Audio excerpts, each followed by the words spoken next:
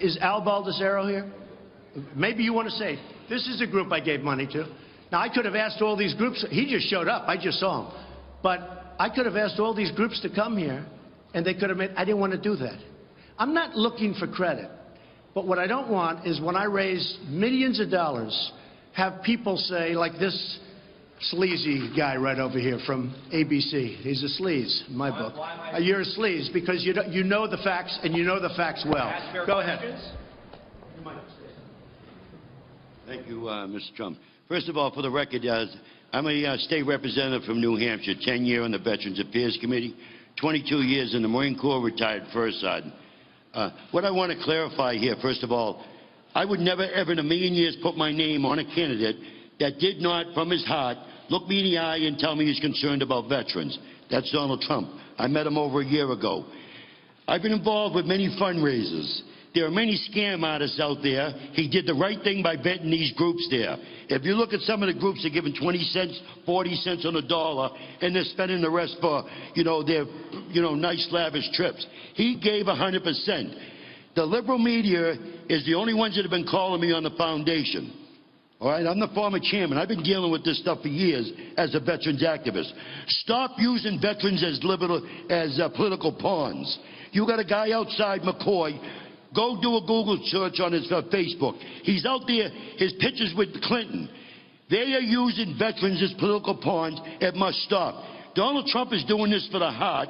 You're all focused on the way he's raising money, and you're not looking at the 22 veterans that are killing each other every day. You're not concerned about the thousands of veterans that are on wait lists.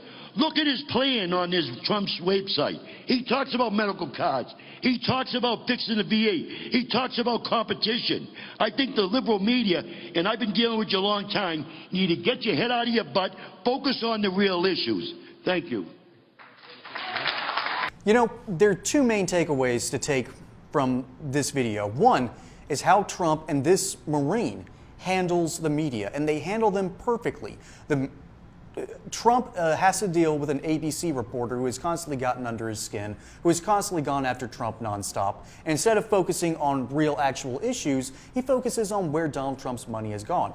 So instead of giving him a platform, he quite literally turns his back to the guy and then focuses all of his attention on the Marine that's about to come up to speak. Basically showing, I don't respect your skewed media outlet, and I respect the person who's about to come up. And what does that person say the moment he gets the mic?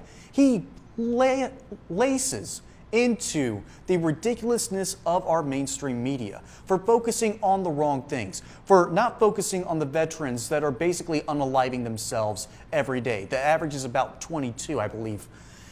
You're not focusing on the ills that are inherent in the VA, and if you do, it means that you're kind of admitting that universal health care is going to suck, because the same people who run the VA would now be running healthcare entirely. And the VA is one of the worst institutions of our government. What we do to our veterans, folks, is absolutely criminal.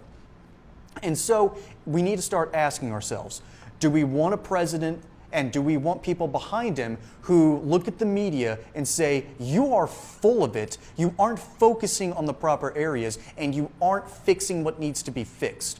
I'm sorry, there's just one clear choice. And as someone who did not serve in the military, I can't come up with any military credentials. But I can say this.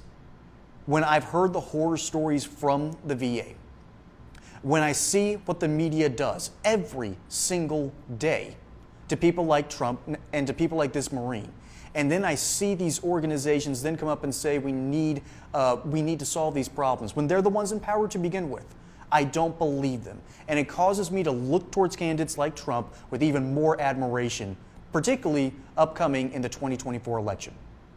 Folks, my name is Brian. Hope you enjoyed this segment of Politibrawl. Don't forget to like and subscribe and comment where you think I got something wrong. Until then, y'all have a good one.